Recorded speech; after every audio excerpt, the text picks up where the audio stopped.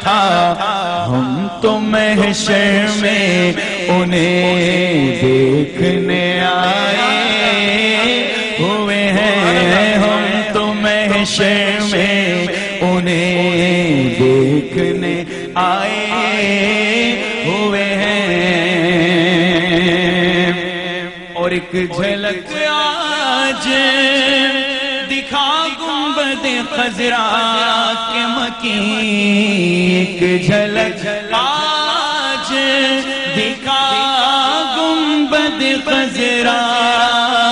کے مکین، کچھ بھی ہیں دور سے دیدار کو آئے ہوئے ہیں، کچھ بھی ہیں دور سے دیدار کو آئے ہوئے ہیں۔ کیوں نہ پلڑا تیرے اعمال کا بھاری ہو نصیر، اب تو میزان پہ سرکار بھی آئے ہوئے ہیں، اب تو میزان پہ سرکار بھی آئے ہوئے ہیں۔ حاضر و ناظر، یوم مدینے کی حاضر و ناظر، حاضر و ناظر، سبحان اللہ، حاضر و ناظر، نور و بشر و عیب کو چھوڑ شکر کر وہ تیرے عیبوں کو چھپائے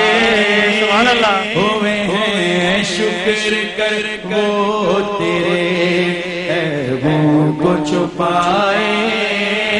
ہوئے ہیں۔ لو مدینے کی تجلی سے لگائے سبحان اللہ سبحان اللہ۔ سورۃ الفرقان۔ اور اس زندہ پر بھروسہ رکھ جس کو موت نہیں ہے، اس کی تعریف کے ساتھ اس کی پاکی بیان کر، اور وہ اپنے بندوں کے گناہوں سے کافی خبردار ہے۔ اللہ تعالیٰ کا یہ فرمان ہے۔ آج ہم توکل علی اللہ پر ہی بات کر رہے ہیں۔ اتنا ہم نے کوشش کی بیان کرنے کی، توکل اور توحید دونوں بڑا ایک ہی چیز کے دو نام ہیں۔ توحید ماننا کہ اللہ ایک ہے، اور توکل اس چیز پر انحصار کرنا کہ سوائے اس کے اور کوئی کارساز نہیں ہے، اور اسی کے علاوہ اسی کے اوپر سارا بھروسہ رکھنا اپنا۔ اللہ تعالیٰ نے جتنا توکل پہ اصرار کیا ہے، کیا صفات وہ پیدا کرنا چاہتا ہے بندے، وہ کیا دیکھنا چاہتا ہے جو بار بار کہہ رہا ہے کہ ایمان والوں کو چاہیے کہ وہ توکل کریں، ایمان والوں مومنوں کو چاہیے کہ وہ فقط اللہ پہ بھروسہ کریں، اور اللہ پہ بھروسہ کرو اور اللہ سے ہی مدد چاہو۔ دیکھیں میں آپ سے عرض کروں، اللہ تبارک و تعالی ایک مومن کو ایمان کے اعلیٰ معیار پر دیکھنا چاہتا ہے۔ ایک تو یہ ہے کہ ہم نے اپنا یقین کر لیا، لیکن یقین سے بھی آگے کی جو منازل ہے وہ تو انبیاء کرام کی ہے۔ وَكَذَلِكَ نُرِي إِبْرَاهِيمَ مَلَكُوتَ السَّمَاوَاتِ وَالْأَرْضِ وَلِيَكُونَ مِنَ الْمُوقِنِينَ۔ تو ابراہیم علیہ السلام کہتے ہیں کہ اللہ تبارک و تعالیٰ تو مردوں کو کس طرح زندہ کرتا ہے مجھے دکھا دے تاکہ مجھے یقین ہو جائے۔ فَلَمَّا جَنَّ عَلَيْهِ اللَّيْلُ رَأَىٰ كَوْكَبًا قَالَ هَٰذَا رَبِّي۔ اس کے علاوہ اللہ ثُمَّ ادْعُوهُنَّ يَأْتِينَكَ سَعْيًا وَاعْلَمْ أَنَّ اللَّهَ عَزِيزٌ حَكِيمٌ۔ اللہ تبارک و تعالیٰ فرماتا ہے کہ تم ایسا کرو، پرندے لو اور ان کو پہاڑوں پر ڈالو قیمہ بنا کر، اور پھر تم پکارو، کس طرح وہ اڑتے ہوئے آئیں گے۔ انہوں نے ایسا کیا اور وہ اڑتے ہوئے یکجا ہوئے اڑتے ہوئے آ گئے۔ تو وہ تو عین الیقین کی منزل ہے، یقیناً وہ انبیاء کرام کی ہے، لیکن ہمیں اللہ کی ذات پر تیقن کے ساتھ ایمان رکھنا چاہیے، یہ بھروسہ کرنا چاہیے کہ وہ اللہ دیکھ رہا ہے، وہ ہمیں سن رہا ہے، جتنا ہم نہیں دیکھ سکتے اس سے زیادہ دیکھ رہا ہے، جتنا ہم نہیں سن سکتے اس سے زیادہ سن رہا ہے۔ لیکن اللہ تبارک و تعالیٰ کی محبوبوں کی راہوں میں چلنا یہ بھی توکل کی منزل ہے۔ اس طرح اگر ہمیں مغفرت کروانی ہے تو کہا کہ جاؤ کعبہ کا طواف کرو، اگر تمہیں صفا مروہ کی صحیح کرنی ہے جاؤ وہاں پر جا کر صحیح کرو، اگر تم نے نوافل مقبول کرنے جاؤ میرے مقام ابراہیم کے نشان قدم کو مصلی بنا لو، اگر تمہیں حج کی عبادت چاہو تو میدان عرفات میں جاؤ، اور اگر تمہیں گناہ بخشوانے ہیں وَلَوْ أَنَّهُمْ إِذْ ظَلَمُوا أَنفُسَهُمْ جَاءُوكَ فَاسْتَغْفَرُوا اللَّهَ وَاسْتَغْفَرَ لَهُمُ الرَّسُولُ لَوَجَدُوا اللَّهَ تَوَّابًا رَحِيمًا، کہ میرے محبوب کی بارگاہ میں حاضر ہو جاؤ، مجھ سے استغفار کرو، میں اپنے محبوب بھی اگر تمہاری استغفار پر مہر لگا دیں گے، لیکن یہ تو ان لوگوں کے لیے جو استطاعت رکھتے ہیں، جو لوگ استطاعت نہیں رکھتے، بہت سارے ایسے لوگ بھی ہمیں دیکھ رہے ہوں گے جن کے دل میں حسرت، امید، یاس بہت ہے، استطاعت نہیں ہے، تو ان کے لیے اللہ تعالیٰ نے اور بھی تو بہت سارا اللہ تبارک و تعالیٰ نہیں فرمایا کہ جاؤ کعبہ کے پاس چلے جاؤ اور وہاں اس لیے کہ کعبہ کا کوئی قائم مقام نہیں ہے، کوئی دوسرا نہیں، لیکن رسول اللہ کے نائبین سے دنیا بھری ہوئی ہے، رسول اللہ کے ماننے والوں سے دنیا بھری ہوئی ہے۔ اللہ فرماتا ہے کہ ٹھیک ہے، اگر تم میرے نائبین کے پاس چلے جاؤ گے، تم اگر داتا حجویری کے پاس چلے جاؤ گے، خواجہ اجمیری کے پاس چلے جاؤ گے، بابا فرید گنج شکر کے پاس چلے جاؤ گے، کرما والے گنج کرم کے پاس چلے جاؤ گے، یہ میرے نائبین ہیں، ان کے پاس جانا ایسا ہی ہے گویا میرے پاس آ گئے ہو، لہٰذا وہاں پر بھی جا کر اللہ کو یاد کریں گے، اللہ سے استغفار کریں گے۔ تو گھر بیٹھ کے بھی تو وہی اللہ ہے نا، وہ تو مطلب یہ تو اللہ تبارک نہیں، اس سے ممانعت نہیں ہے، اس سے ممانعت ہرگز نہیں کہ گھر بیٹھ کر، لیکن جب اللہ کے خود فرماتا ہے اللہ تبارک یا ایھا الذین آمنوا اتقوا اللہ وابتغوا الیہ الوسیلہ، یقیناً اللہ پر توکل ہے، وہ براہ راست سنتا ہے، سب کی وہ شان ہے اس کی، لیکن اللہ تبارک و تعالیٰ نے جس طرح دنیا میں اسباب کیے ہیں، اسی طرح ایک صحابی رسول حضور اکرم صلی اللہ علیہ وسلم کی بارگاہ میں آ جاتے ہیں اور کہتے ہیں یا رسول اللہ بارشیں نہیں ہو رہی، رسول اللہ نے یہ نہیں کہا کہ جاؤ گھر میں جا کر دعائیں مانگو، لیکن رسول اکرم صلی اللہ علیہ وسلم نے ہاتھ اٹھا دیے، صحیح مسلم کی حدیث مبارک،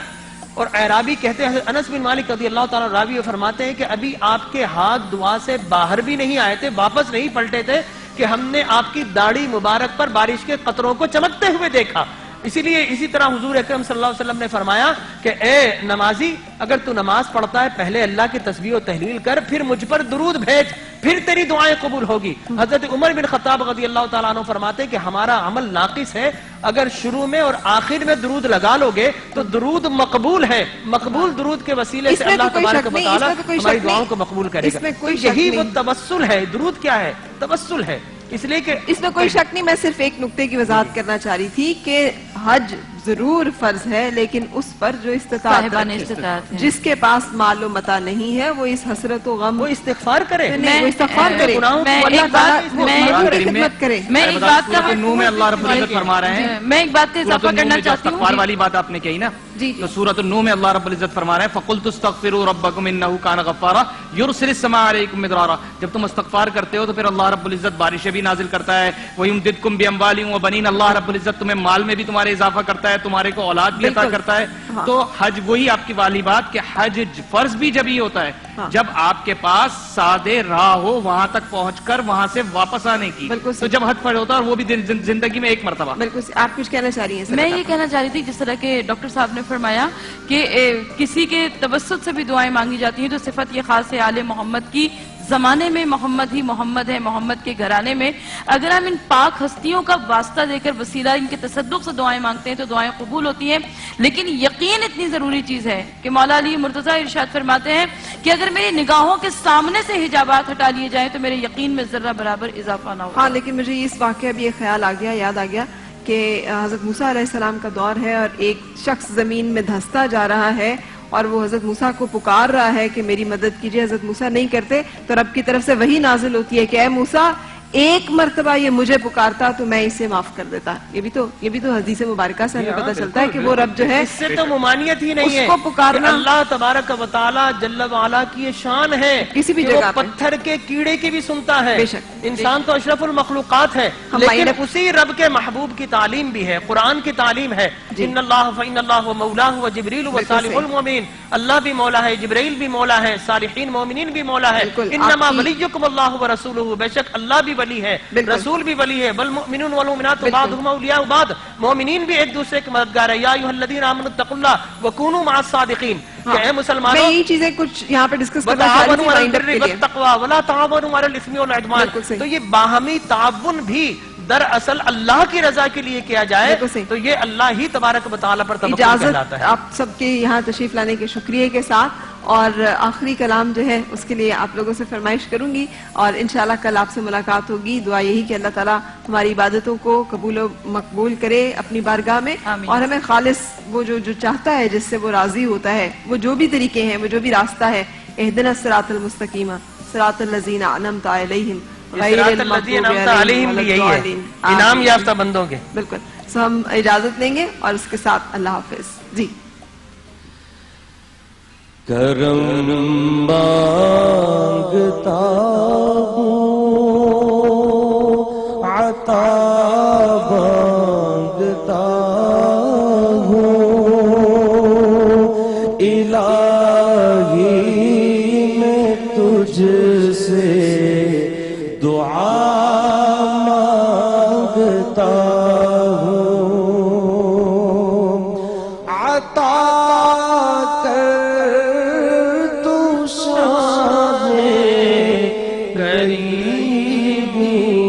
کا صدقہ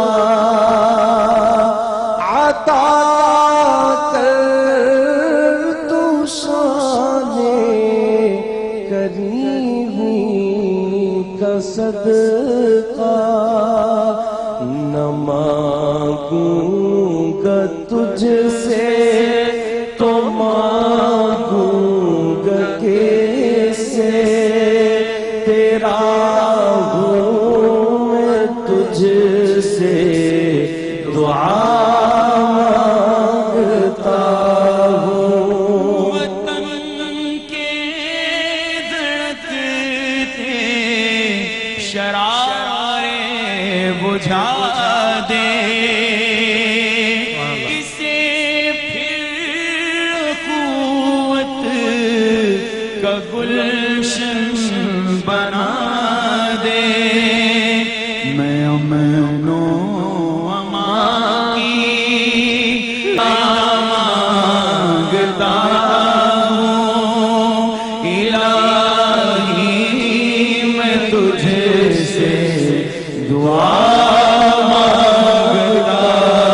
ہوں جو مفلس ہے ان کو تو دولت عطا کر جو بیمار ہیں ان کو صحت عطا کر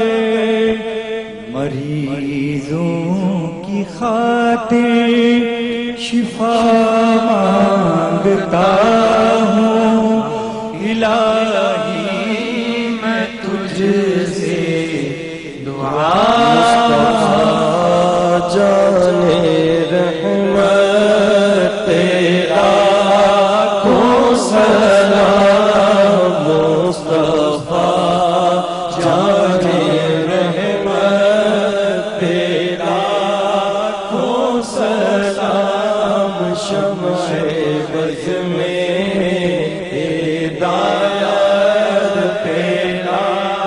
کو سلام جن کے گچھوں